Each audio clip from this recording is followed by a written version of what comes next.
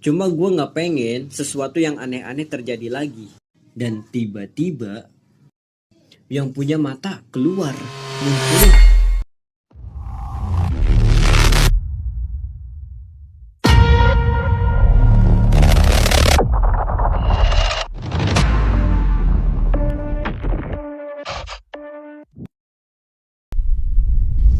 Assalamualaikum warahmatullahi wabarakatuh. Balik lagi bersama gue Galang di segmen Bedah Misteri. Sebelumnya terima kasih buat antum-antum semua yang udah mampir di video ini. Jadi pada kesempatan hari ini gue mau berbagi cerita tentang pendakian ke Sindoro. Penasaran dengan ceritanya? Tonton sampai habis.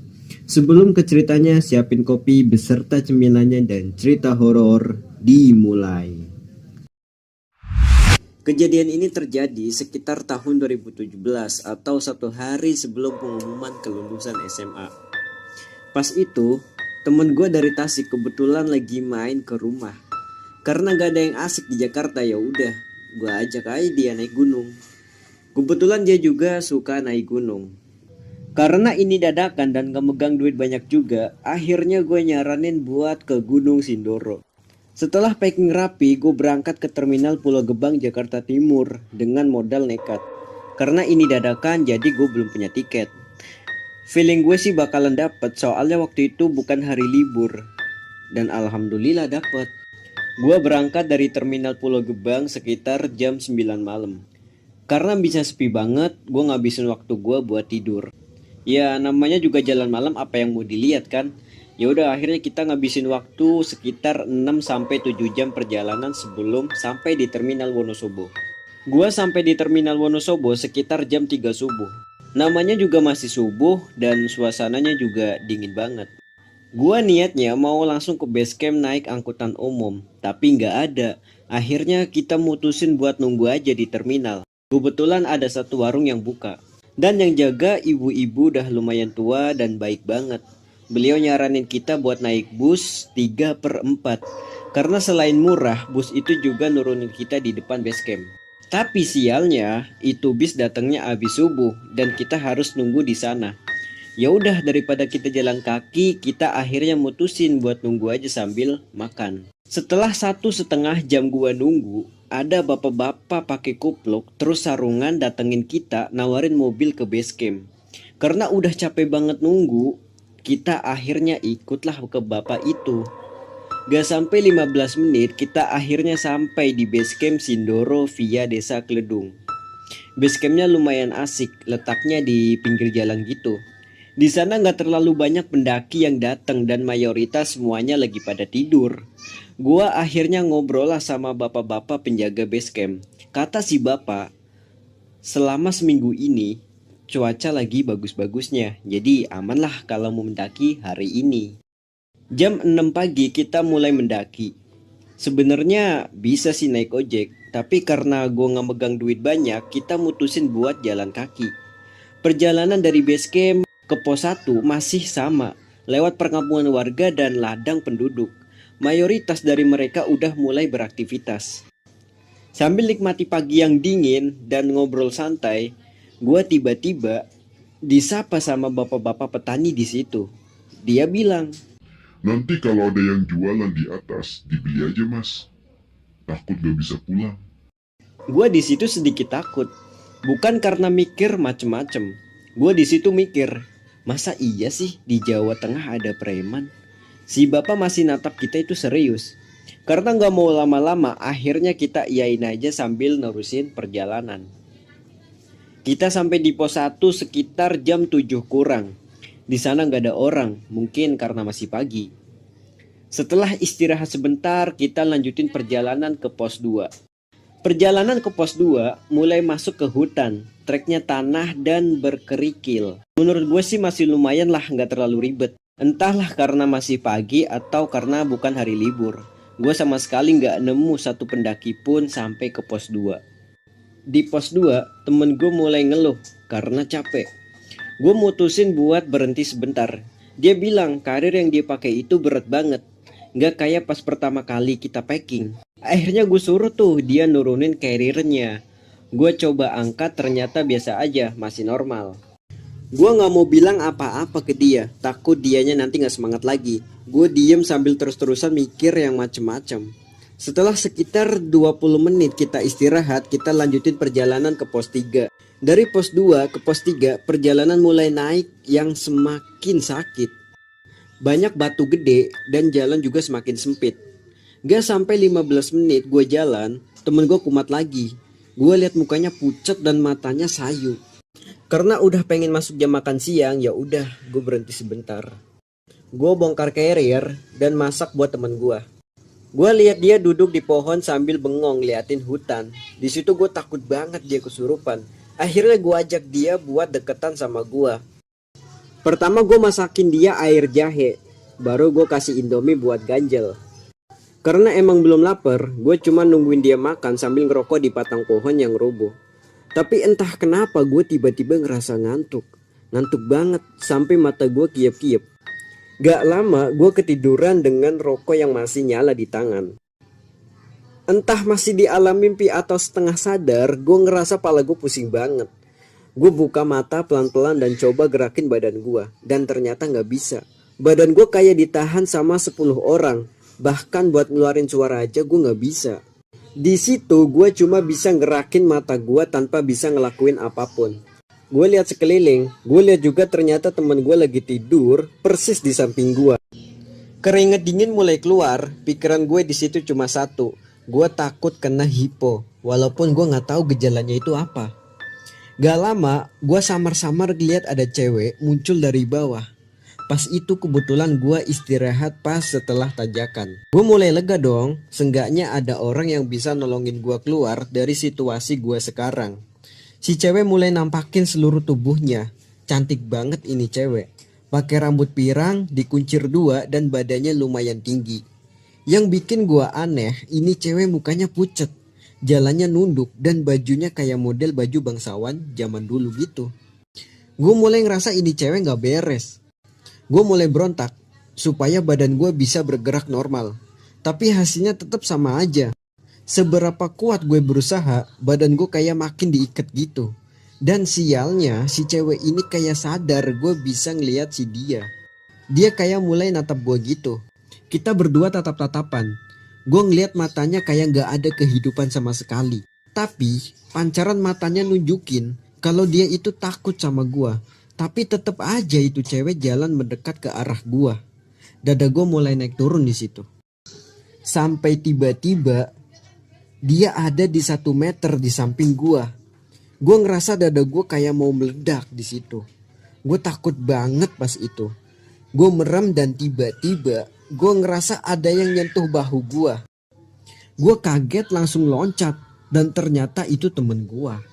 Gue yang masih ngos-ngosan dikasih minum biar tenang sama temen gue yang juga mulai kelihatan panik. Temen gue nanya, ada apa? Tapi gue gak mau jawab. Dalam hati gue bersyukur, itu cuma mimpi. Setelah gue ngerasa enakan, gue ngajak temen gue buat lanjutin perjalanan. Karena takut temen gue juga bakal kena. Sekitar 2 jam setelah kejadian tadi, kita akhirnya sampai di pos 4. Dan ternyata rame banget. Gue gak dapet tempat di sana. Karena lumayan capek juga, tersiksa sama trek ke pos 3 yang lumayan terjal. Gue istirahat mampir ke tenda salah satu pendaki. Di sana gue nanya-nanya tuh, kok pos 3 rame banget padahal di jalur itu gue gak nemu siapa-siapa. Dia cerita kalau tadi jam 11 siang, pendakian ke Sindoro ditutup sementara. Alasannya, ada warga Kledung yang lagi meninggal. Gue kaget, pas jam 11 itu, gue lagi istirahat di jalur. Kata dia emang gak boleh ada aktivitas naik atau turun dulu seharian ini. Dia juga harusnya udah turun tapi gak dibolehin sama porternya. Dia juga katanya kaget kenapa gue bisa sampai di sini padahal pendakian pas itu lagi ditutup.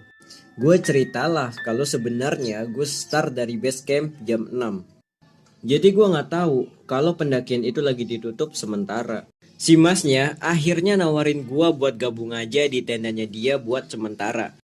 Karena emang gak ada tempat lagi di sana. Kalau pas itu gue jalan sendiri, gue pasti langsung aja nerima tawaran si masnya. Tapi dilihat dari mukanya temen gua, dia kayak gak mau gitu nerima tawaran dari si masnya. Karena ini pendakian juga yang ngusulin si dia. Gue gak bisa maksa. Akhirnya kita mutusin buat lanjut ke sunrise camp. Sekitar jam 4-an gue pamit sama si masnya sekalian bilang terima kasih. Si masnya itu natap gue lama banget.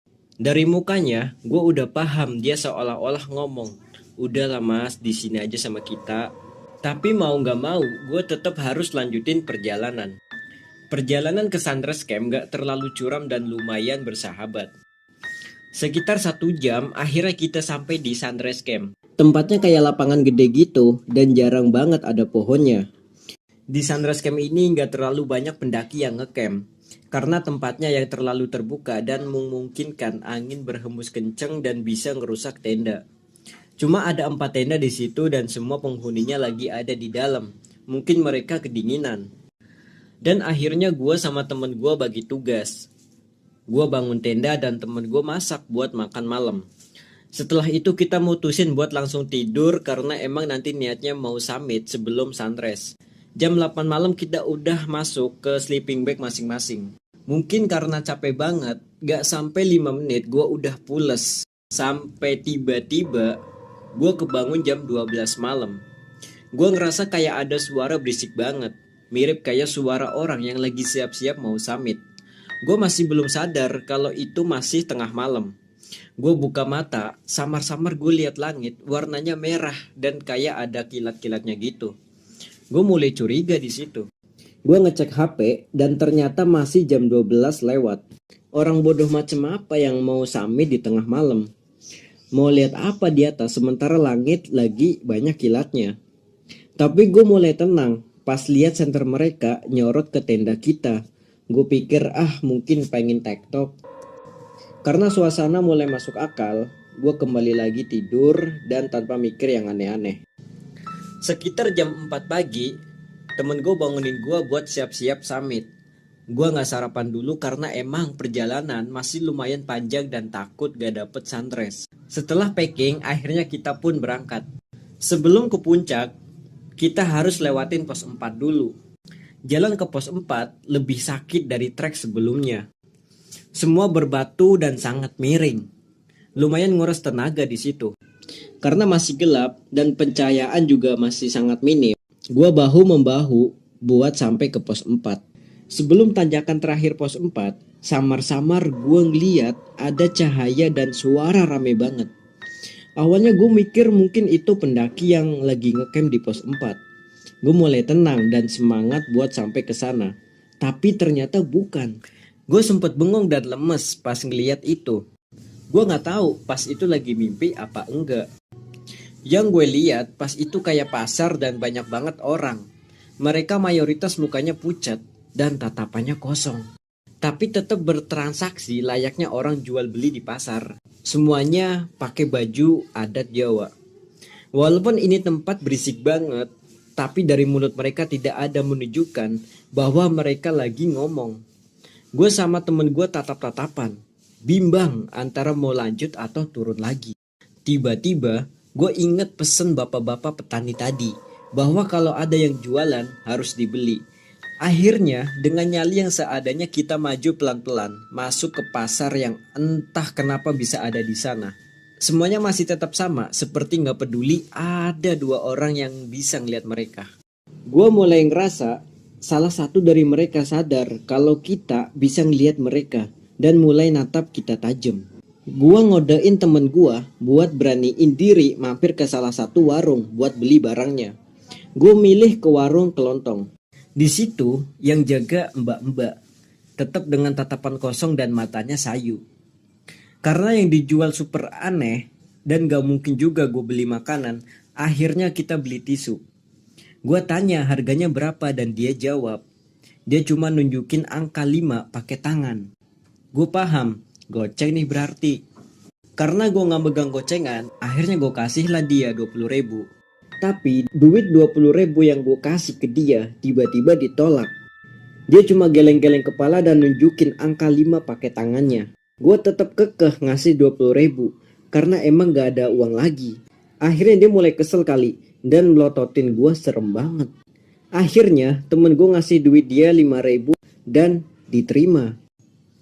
Dan dalam hati gue kesel banget, kenapa gak dari tadi? Abis itu gue ngelanjutin perjalanan lagi. Pas gue muter badan, gue ngeliat kayak ada seluruh isi pasar itu ngeliat ke arah kita. Mampus, gak bisa gerak kita di situ. Gue ngerasa aliran darah ke otak gue langsung buntu. Gue nggak tahu harus ngapain lagi. Akhirnya temen gue inisiatif buat jalan duluan. Karena gue nggak mau jalan di belakang, gue imbangin aja jalan di sampingnya. Entah kenapa, gue ngerasa semua penghuni pasar itu mulai ngikutin gue dari belakang. Penasaran banget, gue pengen nengok tapi takut. Akhirnya gue cuma bisa fokus sama jalan dan gak berani lihat sekeliling. Sekitar 15 menit gue jalan, akhirnya gue keluar dari tempat itu. Pemandangan selanjutnya mulai hutan normal dan suara pasar itu udah mulai hilang. Gue sempet pengen nangis pas berhasil keluar dari tempat itu. Gue tatap-tatapan sambil ketawa sama temen gue. Gue ngelanjutin jalan ke puncak. Jalannya mulai gokil. Ada sekitar 6 tanjakan dan semuanya terjal. Gue gak tahu itu tanjakan beneran apa enggak. Tapi yang gue rasain saat itu, ini tanjakan kurang masuk akal. Lumayan nyiksa dengkul gue juga. Sekitar 1,5 jam gue ngelewatin tanjakan itu, akhirnya puncak udah kelihatan banget di depan mata gue. Walaupun gak dapet sunrise, gue tetap bersyukur gue bisa selamat tanpa nyasar di pasar setan tadi. Dan akhirnya gue sampai di puncak. Di puncak gak terlalu banyak pendaki, karena emang pendakian lagi ditutup. Jadi gue ngerasa gunung ini milik gue. Sambil ngopi dan cerita kejadian yang kayak mimpi tadi sama temen gue. Gue ngerasa hidup ini tuh tentram banget. Sekitar jam 8 pagi, matahari udah mulai naik dan puncak terasa lumayan panas. Karena kita juga udah lapar banget, akhirnya kita mutusin buat turun. Jam 9, kita udah nyampe di shelter. Gue lihat 4 tenda tadi udah gak ada di tempatnya. Gue gak mikir macem-macem lagi, mungkin emang itu orang udah turun duluan. Karena capek banget, gue gak langsung masak. Gue mutusin buat rebahan sebentar. Temen gue di depan yang masak. Pas lagi asiknya layeh-layeh, gue lihat temen gue mulai ngaco lagi. Dia terus-terusan mandangin rumput yang ngarah langsung ke jurang. Gue deketin lah biar gak makin kena. Terus tiba-tiba dia kayak nunjuk gitu ke arah ilalang. Di situ gue lihat kayak ada mata gede banget dan nyala. Temen gue mulai bilang, Bang, lihat deh. Itu mata kan? gue sebenarnya ngeliat, tapi pura-pura nggak ngeliat aja sambil nurunin tangan dia yang lagi nunjuk ke ilalang itu. Dan gue bilang, bukan, itu plakat mungkin. Udah jangan nunjuk-nunjuk nggak sopan. Iya bang, itu mata. Abang lihat kan kalau itu mata bang? Dan gue bilang, mungkin kunang kali, udah gak usah tunjuk lagi, gak sopan. Dia kayak takut gitu sama gue. Gue sebenarnya juga takut dan kasihan juga lihat mukanya. Cuma gue gak pengen sesuatu yang aneh-aneh terjadi lagi. Dan tiba-tiba yang punya mata keluar. Muncullah seekor anak macan kumbang. Bulunya hitam banget dan jalan pelan-pelan mendekat ke arah kita. Gue panik seada-adanya. Biar cuma anakan, logikanya gak jauh pasti ada induknya. Si anak macan ini mulai ngeluarin suaranya. Gue yang gak pernah ketemu ginian mendadak diem kayak batu. Berharap dia gak sadar kalau kita ini manusia. Entah pikiran primitif dari mana, cuma setahu gue, kalau kita diem aja pas ketemu binatang buas, dia akan nganggap kita itu benda mati. Makanya gue diem. Gak lama ada pendaki yang habis puncak turun dan langsung nyalain api. Alhamdulillah, akhirnya si anak macan ini kabur. Dia pesan katanya, kalau ketemu sama beginian lagi, nyalain api aja. Mereka takut sama api. Ya udah, akhirnya gue mulai bernapas lega. Karena suasana mulai gak jelas, abis makan gue langsung beres-beres buat turun. Dan di sunrise camp, kita bener-bener sendirian. Karena gak mau temen gue ngaco lagi, gue inisiatif buat bawa barang dia. Jam 12:30-an gue mulai turun pelan-pelan. Lama-kelamaan, gue ngerasa ini carrier emang tambah berat. Gak kayak biasanya. Kaki gue mendadak kram dan sering terpleset. Gue berusaha tenang biar temen gue gak takut lagi. Singkat cerita, sampai di pos 2, gue berhenti karena kaki gue udah mati rasa dan gemeter banget.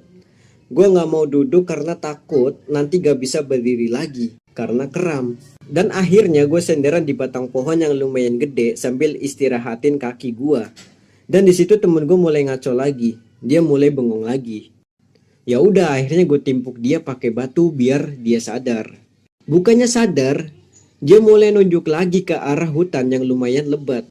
Bang, ada cewek yang lagi ngeliatin kita. Gak usah ditunjuk lagi, ntar aja lo cerita di base camp. Akhirnya gue mutusin buat lanjutin jalan lagi, biar si temen gue ini gak tambah kumat. 2 langkah gue jalan, gue baru ingat gak jauh dari tempat tadi gue istirahat, dimana gue mimpi tentang si cewek tadi. Gue mulai maksain temen gue buat terus jalan tanpa break. Karena jujur badan gue udah mulai kerasa beku. Jadi harus banyak bergerak walau kaki rasanya mau hancur biar gak kena hipo. Dan alhamdulillah gak nyampe 2 jam kita nyampe di base camp dengan selamat. Setelah gue nyampe di base camp, akhirnya gue mandi dan ganti baju. Gue ngobrol lah sama si penjaga base camp tentang kejadian kemarin. Katanya emang kemarin ada yang meninggal di desa dan pendakian sempat ditutup. Katanya juga pas itu di puncak Sindoro kelihatan awan hitam banget. Katanya biasanya kalau udah kayak gitu emang gak boleh lanjutin perjalanan sama penghuninya. Kalau tetap lanjut khawatir malah hilang. Udah banyak katanya korban dari si awan hitam tadi. Dia juga bersyukur kita masih balik lagi ke base camp dengan selamat. Perihal wanita yang berparas cantik tadi, kata si bapak, dia emang sering muncul dalam situasi tertentu. Mengingat Sindoro ini dijuluki Gunung Bidadari. Pokoknya bidadari gitu deh. Dia cuma ngingetin buat gak lanjutin perjalanan. Dan tisu yang gue beli di pasar tadi, pas gue cek di base camp, udah berubah jadi 3 lembar daun. Gue juga bingung kenapa, tapi ya udahlah. Yang penting kita turun dengan selamat. Pesan moralnya adalah selalu ikutin feeling, patuhi peraturan dan jangan bandel kalau lagi di tempat orang. Kalau hati kita bilang enggak, ya udah enggak, gak usah maksa. Masih ada hari esok. Cerita ini bukan untuk menakut-nakuti kalian. Ini cerita buat dijadiin pelajaran. Bahwa mereka ada dan mereka nyata. Dan ada di sekitar kita. Tugas kita adalah tetap jaga sopan santun. Karena kita gak tahu mereka bakal senang atau enggak sama kehadiran kita. Dan cerita pun selesai. Gimana ceritanya, cukup menghororkan bukan? Semoga bisa menghibur antum-antum semua yang lagi kurang hiburan. Mungkin ini aja yang bisa gue ceritakan. Gue Galang undur diri, sampai jumpa di video selanjutnya. Assalamualaikum warahmatullahi wabarakatuh.